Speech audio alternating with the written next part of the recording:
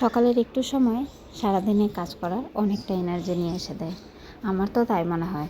না তো সকালে ঘুম থেকে উঠেই যদি কাজ তাড়াহুড়া এটা সেটা যদি শুরু হয়ে যায়, তখন মনে হয় যে না, সারাটা দিনই হয়তো নষ্ট হয়ে গেল, মাটি হয়ে গেল। সারাটা দিন আর কোনো কিছুতেই মন বসে না, সব কিছুতে কীরকম একটা খিটখিটি ব্যাপার চলে আসে। আর সকালে উঠে যদি একটু নিজের জন্য একটু সময়, একটু হাঁটাহাঁটি, একটু বসে থাকা, একটু ঘোরাঘুরি, একটু এক্সারসাইজ, যে যেরকম করে কাটাতে চায় নিজের মতন করে সময়, ওরকম করে একটুখানি সময় কাটালে দেখবা সারাটা দিন কত সুন্দর হয়ে যায়, কত সুন্দর সব কাজগুলো পরপর পরপর সুন্দর করে করে নেওয়া যায়। প্রতিদিন যে এরকম সময় পাওয়া যায় সেটা কিন্তু একদমই না, সেটা আমার ক্ষেত্রেও কিন্তু হয় না এখন। হ্যাঁ, আগে হয়তো এই জিনিসটা প্রায়ই হতো, সব সময় হতো, এখন আর সেই জিনিসটা হয় না। সময় উচিত হয়তো জিনিসটা হয়, তো যেদিন হয় সেদিন কিন্তু সারাদিনটা বেশ ভালোই যায়। গুড মর্নিং এভরিওয়ান, সবাই কেমন আছো? আশা করি সবাই খুব ভালো আছো। আমি পাখি, আমার একটা নতুন ব্লগে তোমাদের সকলকে জানাই অনেক স্বাগত।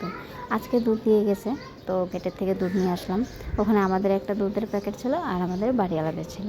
তো আমাদেরটা আমরা নিয়ে আসলাম, নিয়ে আসার পরে যে দুধটা জাল দিয়ে নিচ্ছি। গতকালকে জামা কাপড় কিছু মানে বাকি ছিল শুকানোর, সেই জামা কাপড়গুলোই আমি মেলে দিলাম যে না, শুকিয়ে যাবে এখন। আমি অর্ধেক বিছানা গোছানো হয়ে গেছে, মানে গুছিয়ে নিয়েছি, তারপরে গুড়ি বলছে যে না, বাকিটা আমি করব। তো দেখো বাকিটা গোছাচ্ছে, আর যেই জামা কাপড়গুলো শুকিয়ে গেছিলো সেগুলো আমি এখন একটুখানি গুছিয়ে রেখে দেবো। আর যেগুলো একটু ভিজা ছিল সেগুলোকে বাইরে মেলে দিয়ে আসলাম। গুড়ি যখন মুড ভালো থাকে ও কিন্তু আমার সাথে অনেকটা কাজ করতে পারে, বেশ সুন্দর করে গুছিয়েও করতে পারে কাজ। এই আমার দেখতে দেখতে এতটা বড় হয়ে যাচ্ছে, আমি নিজেই অবাক হয়ে যাচ্ছি। মনে হয় সেই তো সেদিনটাই নিয়ে আসলাম হসপিটাল থেকে, আর আজকে দেখো কতটা বড় হয়ে গেছে। মায়ের কষ্ট বুঝে মাকে বলে যে না ঠিক আছে, তোমাকে করতে হবে না, আমি করছি, বা দেখে দেখে সবটা করারও চেষ্টা করে, অনেকটা তো করেও নেয়। তো দেখো এই যে বিছানা গোছানোর পরে সুন্দর করে সব টেডিগুলো ও সুন্দর করে গুছিয়ে দিচ্ছে। বিছানা গোছানো হয়ে গেলে তারপরে গুড়িকে খাইয়ে দিব। সময় কত তাড়াতাড়ি চলে যায়, সত্যি বোঝাই যায় না যে সময় কোন দিক দিয়ে চলে যায়। আর কিছু মানুষ হয়তো বলে যে না, মেয়েরা একটু তাড়াতাড়ি বড় হয়ে যায়, কথাটা কিন্তু একদমই সত্যি। মেয়েরা সত্যি কোন দিক দিয়ে যে বড় হয়ে যায় বোঝাই যায় না। আমার মেয়েকেই দেখো না, এই তো নিয়ে আসলাম আর এই যে দেখো বড় হয়ে যাচ্ছে। পঙ্কজও বেরিয়ে পড়লো, তো চলো পঙ্কজকে টাটা দিয়ে আমিও আমার কাজ শুরু করি। পঙ্কজও মন্দিরে যাচ্ছে, যার যেটা কাজ। সকাল হয়ে গেছে, সবার কাজ শুরু হয়ে গেছে। চলো জামা কাপড়গুলো আগে ভিজিয়ে নিই, তারপরে বাকি কাজগুলো করে নেব। এখনও কিন্তু আমার ব্রাশ করা হয়নি। কিছু মানুষ আমার দেরিতে ব্রাশ করা দেখে ভাবে যে না, আমি হয়তো তখনই উঠেছি, কিন্তু না গো, একদমই সেরকম না।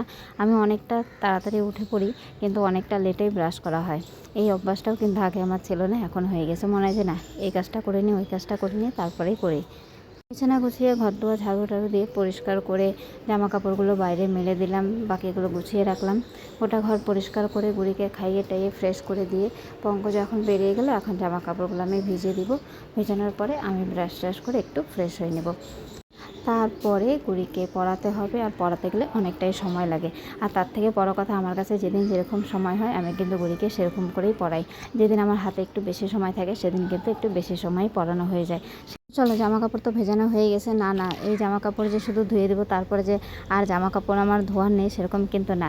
এটা কিন্তু সকালের ফার্স্ট ব্যাচে বলতে পারো। এই জামা কাপড়গুলো ধুয়ে দেবে, তারপরেও আবার জামা কাপড় হয়, সেগুলো আবার দুপুরের দিকে ধুতে হয়।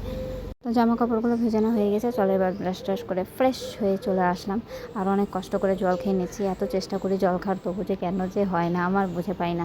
আর গলাটা তো এত ব্যথা, না না গলা ব্যথা না, দাঁতে ব্যথা থেকে আমার গলাটা এতটা ব্যথা হয়ে গেছে, মানে কি বলবো, কিছু বলার মতো না। এখন তো মানে কথাও বলতে পারছি না সেরকম করে, মানে হাঁ করবো, জল খাবো, কিছু খাবো, সেটাও মানে খেতে পারছি না, এতটা কষ্ট হচ্ছে। তো যাই হোক, এই কষ্ট নিয়ে তো বেশ কিছুদিন ধরেই আমি একভাবে চলে যাচ্ছি। চলো, নিজের আর ব্যথা দেখার সময় নেই যে না কোথায় ব্যথা হচ্ছে কী হচ্ছে, সেরকম করেই চলতে হবে। কেন কি ঘড়ি তো আর বসে থাকবে না, ঘড়ি তো ঠিক তার মতন করে দৌড়াবে। তো এদিকে গুড়িকে লিখিয়ে নিয়ে গুড়িকে পড়ানো কমপ্লিট করে তারপরে চা খেয়ে নেবো। এখন চা হয়ে গেছে, এখন চা খাবো একটুখানি মুড়ির সাথে। আর গুড়ি যেহেতু দুধ খেয়েছে, গুড়িকে এখন আর কোনো কিছু দিব না, গুড়িকে একটু পরে দিব হচ্ছে লুচি আর ঘুগনি।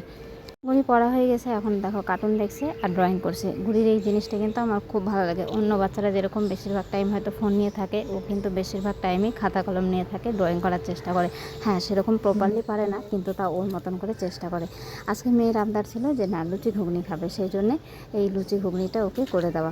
ছোলাটা বেশ অনেক দিন ধরেই ঘরে ছিল, তো ভাবলাম যে না আজকে করে দিই। তো ও দেখো ড্রয়িং করে করে নিয়ে এসে আমাকে দেখাচ্ছে যে মা দেখো আমি এটা ড্রয়িং করেছি। আমি একটু ভালো বলে দিলেই গুড়ির কিন্তু অনেকটা খুশি হয়ে যায় যে না, খুব ভালো হয়েছে। ভালো হয়েছে বললে ওর অনেকটা উৎসাহ বাড়ে, সেই জন্য ও যেরকমই করুক আমি কিন্তু বলি যে না খুব ভালো হয়েছে, খুব সুন্দর হয়েছে। মানে এই একটা কথাতে গুড়ি অনেক জোর পায় যে না ও আরও ভালো করে করবে। তো সেই জন্য আমি ওকে চেষ্টা করি যে না আরও উৎসাহ করার, যে না যাতে করতে পারে।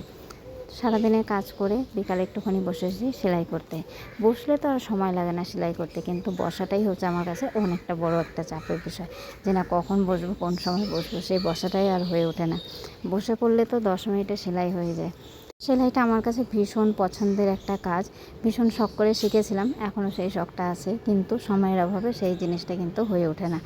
সেলাই মেশিনটা আমার কাছে অনেকটা কাছের, বলতে পারো আমার ঘরে যে কয়টা জিনিস আছে তার মধ্যে এই সেলাই মেশিনটাই আমার কাছে খুব কাছে। আমার মেশিনটাকে আমি অনেকটাই বেশি ভালোবাসি, আমার অনেকটা ইমোশন এই মেশিনের সাথে আছে। তো যাই হোক, চলো সেলাইটা করে নিই। আজকের মতন ভিডিওটা এখানেই শেষ করলাম। তোমাদের সবার কীরকম লাগলো ভিডিওটা অবশ্যই কমেন্টে জানিও, আর ভালো যদি লাগে অবশ্যই একটু লাইক কমেন্ট শেয়ার করে দিও। ততক্ষণ সবাই ভালো থাকো, সুস্থ থাকো, আবার দেখা হবে নতুন কোনো ব্লগে। আর এই কুর্তিটাকে সেলাই করে নিচ্ছি, হাতাটা লাগিয়ে নিচ্ছি, যাবো এক জায়গায়, তো কীরকম হয় সেটা তোমাদের সাথে পরে শেয়ার